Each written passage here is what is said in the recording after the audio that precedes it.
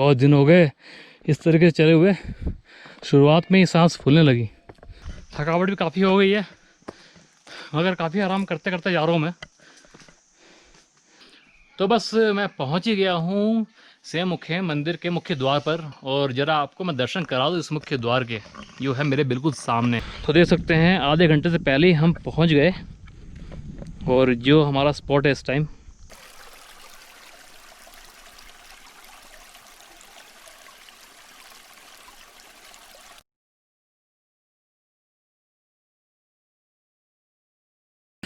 तो अभी हम आ गए सेमुखेम के द्वार पे। जय हो। चलिए यात्रा प्रारंभ की जाए।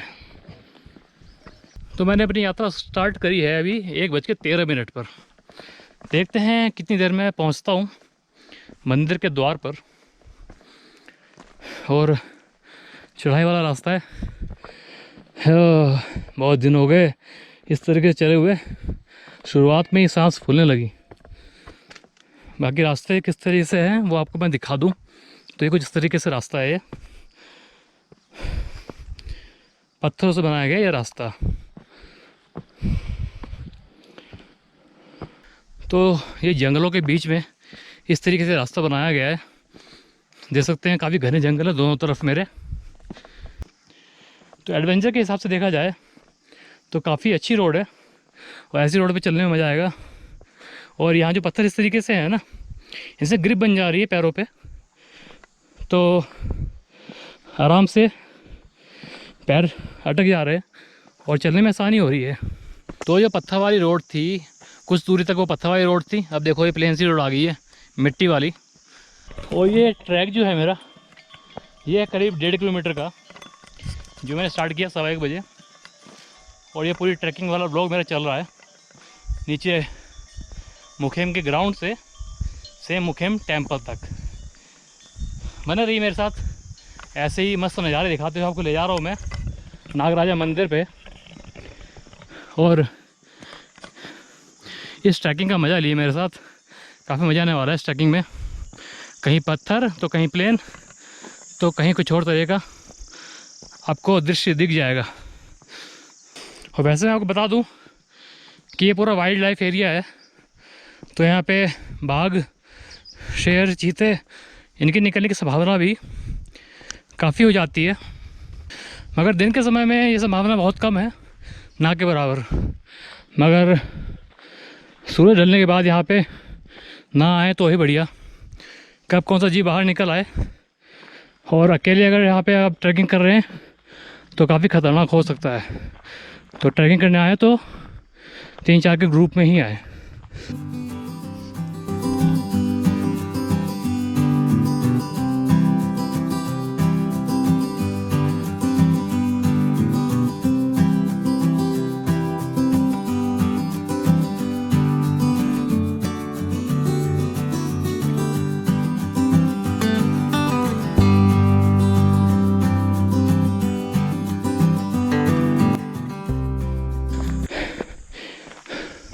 तो रेस्ट करने के लिए यहाँ पे शेड्यूल बना रखा है। यात्री जो थक जाते हैं बीच बीच में आए यहाँ पे और शेड की छाया में रेस्ट करें, जैसे कि मैं भी थक गया हूँ। और अब बैठता हूँ यहाँ पे थोड़ी रेस्ट करने के लिए। थोड़ा रेस्ट करता हूँ 5-7 मिनट, फिर आगे बढ़ता हूँ। तो रेस्ट कर लिया काफ़ी सारा, और करीब 10-12 मिनट ही रेस्ट कर लिया। बस अब निकलते हैं आगे के लिए, और इस बस और लंबा चलेंगे तब जाकर रेस्ट करेंगे अगर थक गए तो।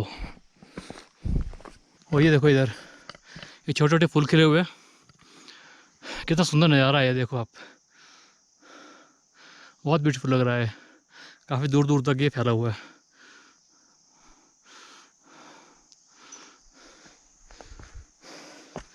चलिए बढ़ते हैं आगे की तरफ।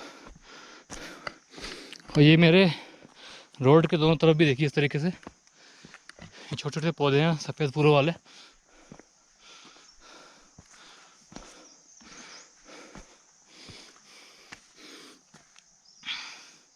ये कुछ इस तरीके से के फूल हैं। करीब 1 किलोमीटर हम आ चुके हैं और आधा किलोमीटर का सफ़र और रह गया है। मतलब आधे किलोमीटर की ट्रैकिंग अभी और रह गई है और थकावट भी काफ़ी हो गई है, मगर काफ़ी आराम करते करते जा रहा हूँ मैं। और आपको एग्जैक्ट टाइम बताऊँगा मैं कि मात्र 1.5 किलोमीटर की ट्रैकिंग मैंने कितने टाइम में पूरी करी। आप भी हंसोगे सुनकर, चलो कोई बात नहीं।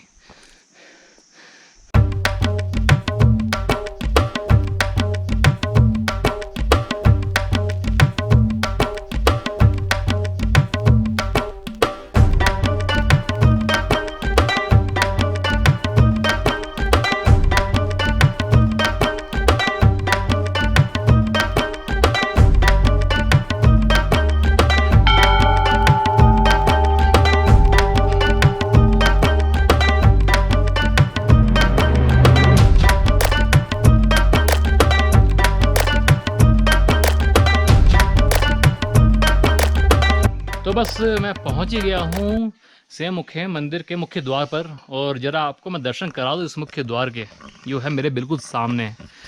और ये देख सकते हैं आप मेरे सामने एकदम भव्य द्वार है सेमुखेम नागराजा मंदिर का, जिस पर 7 मुख वाले कालिया नाग की ये प्रतिमा लगी हुई है, जिसके ऊपर श्री कृष्ण जी विराजमान हैं।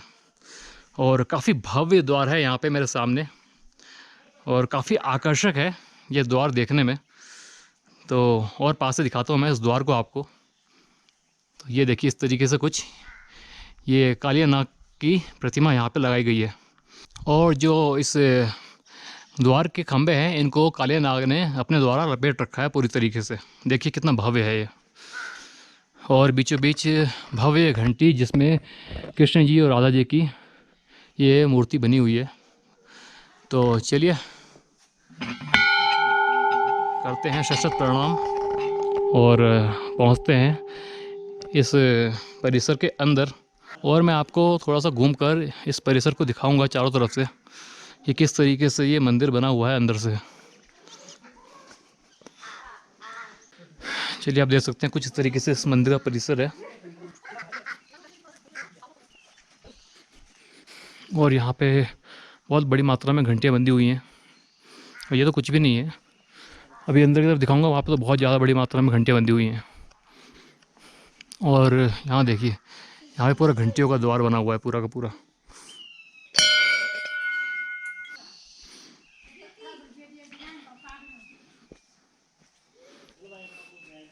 तो ये है महात्मा गूंगर मोला जी की प्रतिमा।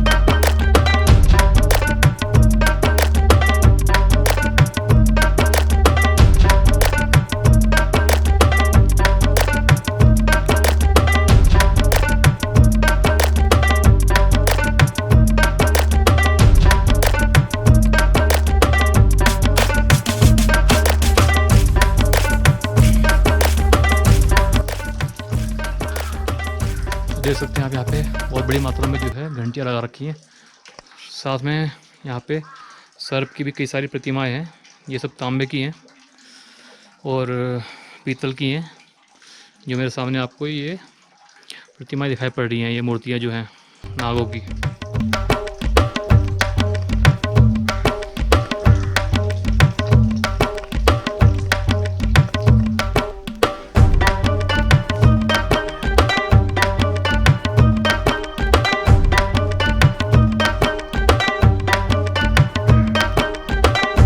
तो काफ़ी ज़्यादा मान्यता है इस मंदिर की उत्तराखंड वासियों में, खासकर बहुत दूर दूर से यहाँ पे उत्तराखंड वासी तो आते ही हैं, साथ में देश के हर कोने से यहाँ पर आते हैं श्रद्धालु इस मंदिर में भगवान श्री कृष्ण के दर्शन करने के लिए, कालिया नाग के दर्शन करने के लिए। और ये मनोरम दृश्य देखकर किसी को भी यहाँ पे आने का मन कर ही जाएगा। जिस तरह का ये द्वार है और इतना विशालकाय, इतना आकर्षित, तो इसको देखकर तो आपका मन जरूर कर रहा होगा कि एक बार तो दर्शन करने जरूर आए इस शेम मुखेम मंदिर के। चलिए, सफलतापूर्वक दर्शन हो गए नागराजा टेम्पल में। तो मैं लेके जा रहा हूँ अभी आपको डगडुंगी पत्थर की तरफ। काफ़ी बड़ा पत्थर है वो, और यहाँ से करीब आधे घंटे का रास्ता है डगडुंगी पत्थर का। तो वहाँ पहुँचे बताता हूँ उसकी क्या खासियत है। चलिए, इस तरीके से रोड जा रही है, देखो मेरे सामने, और जल्दी पहुँच जाएंगे हम अपने दूसरे गंतव्य पर। तो देख सकते हैं आप कितने छोटे रास्ते से हम निकल रहे हैं, सब जंगल के बीच से, दोनों तरफ घने घने जंगल। और टाइम करीब 4 बजने वाले हैं। 4 बजने वाले भैया, कब जाएंगे कब वापस उतरेंगे, इसी में अंधेरा हो जाएगा मुझे लगता है। सीन देखो वहाँ से पहाड़ों का, और वहाँ से नीचे का देखो, क्या खूबसूरत शानदार सीन है यहाँ से।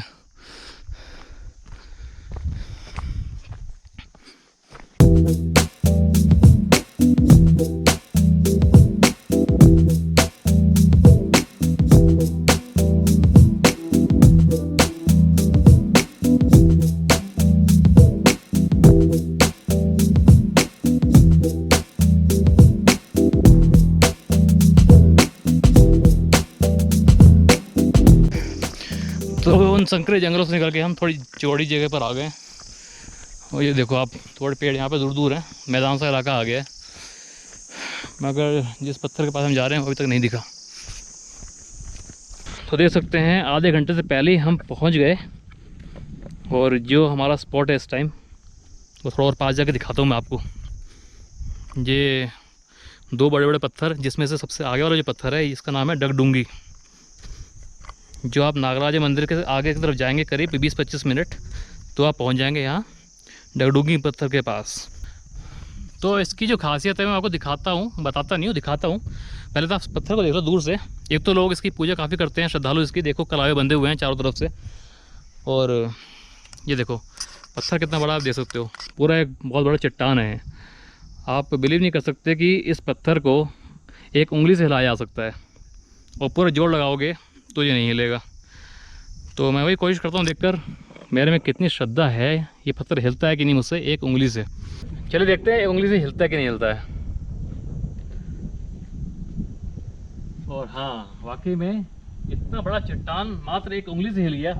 ये तो कमाल की बात है कि एक उंगली केवल इतने भारी चट्टान को हिला सकती है। तो अगर सच्ची श्रद्धा से कोई इस पत्थर को, इस चट्टान जैसे पत्थर को धकेलेगा, तो वाकई में आप इसको एक उंगली से भी हिला सकते हो। चलिए, दर्शन कर लिए हमने इस पत्थर के, और अब मैं निकलता हूँ वापस से नागराजा टेम्पल से होते हुए वापस नीचे की ओर। अब पत्थर देखने के बाद वापस निकल रहे हैं जंगल से होते हुए वापस नीचे की तरफ। नागराजा टेम्पल होते हुए पहुँचेंगे हम नीचे, और 5 बज चुके हैं, बस अंधेरा भी कुछ देर में हो जाएगा। वाइल्ड लाइफ इलाका है, बस अब तो प्रभु भरोसे ही है कि मरे चंगे पहुंच जाएं अपना मुखेम तक। तो फाइनली हम पहुंच गए वापस से नागराजा टेम्पल, और अब यहाँ से फटाफट निकलेंगे नीचे के लिए। और ऊपर तो आए थे हम 2 घंटे में, मगर नीचे आधे घंटे पहुँचने की कोशिश करेंगे, क्योंकि अब सीधे ढलान है, कहीं भी बिल्कुल भी चढ़ाई नहीं है, तो केवल उतरना ही है। तो पहुँच जाएंगे हम जल्दी, उम्मीद तो यही करता हूँ मैं। तो बज चुके हैं 5:30, और हम चले थे करीब 4:50 पे नागराज टेम्पल से नीचे के लिए। तो करीब 40 मिनट हो चुके हैं, और बस थोड़ा ही दूर रह गया है, मैं पहुंचने वाला हूं जल्दी अब मुखेम, जहां हमारी गाड़ी खड़ी है। और जिस रास्ते से गए थे ऊबड़ खाबड़ वाले, देख लो जी वैसे ही ऊबड़ खाबड़ से रास्तों में होते हुए वापस पहुंच रहे हैं। मगर पहुंचने में लग गए थे हमको 2 घंटे और उतरने में 40 मिनट तो हो चुके हैं और शायद 5-10 मिनट और लगेंगे, बस पहुंच ही गए। तो 50 मिनट में हम मोटा मोटा नीचे पहुंच जाएंगे। बाकी मैं कहूँगा कि आप एक बार आएँ ज़रूर यहाँ नागराज टेम्पल के दर्शन करने के लिए, क्योंकि इसकी अहमियत काफ़ी ज़्यादा है और बनाया भी बहुत खूबसूरत गया है। और आएँ तो दोस्तों के साथ आएँ या फैमिली के साथ आएँ और काफ़ी मज़ा आएगा आपको इस तरह से ट्रैक करते हुए। जब आप पहुँच जाएंगे ना मंदिर में तो आपकी सारी थकान अपने आप चली जाएगी। चलिए, वो देखो सामने में खुला मैदान, बस हम पहुँच ही गए और मेरे ख्याल से 2-3 मिनट का टाइम और लगने वाला है। तो लो जी पहुँच गए शुरुआती द्वार पे। और समय बता दूं आपको, देखो 5:34 हो रहे हैं। तो तकरीबन 45 मिनट लगे हमको ऊपर से नीचे आने में।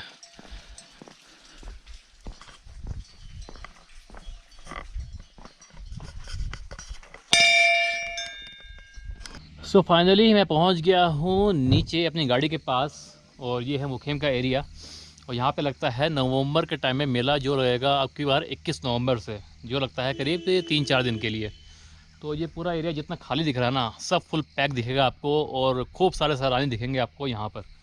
तो आपको अगर आना हो तो आप यहाँ पे आ सकते हैं। नवंबर के महीने में 21 तारीख से लगने वाला है यहाँ पे मेला। और मैं अब करता हूँ अपना व्लॉग यहीं पे ख़त्म, मुखेम का, सेम मुखेम मंदिर का। उम्मीद करता हूँ कि आपको मेरा ये व्लॉग काफ़ी पसंद आया होगा, और पसंद आया होगा तो प्लीज़ चैनल को सब्सक्राइब कीजिए, लाइक कीजिए, कमेंट करके बताइए मुझे कि कैसा लगा आपको ये व्लॉग। तो जल्दी ही मिलता हूँ मैं आपसे एक नए व्लॉग में, तब तक के लिए thanks for watching, take care, goodbye. और हाँ, जब भी सफ़र पे निकले तो सफ़र पे याद रखना।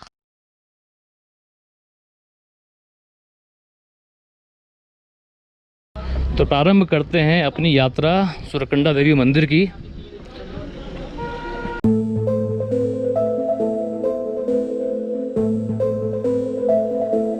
तो ये सुरकंडा देवी के परिसर का एक टेरेस है बना हुआ, यहाँ से नज़ारे देखिए आप।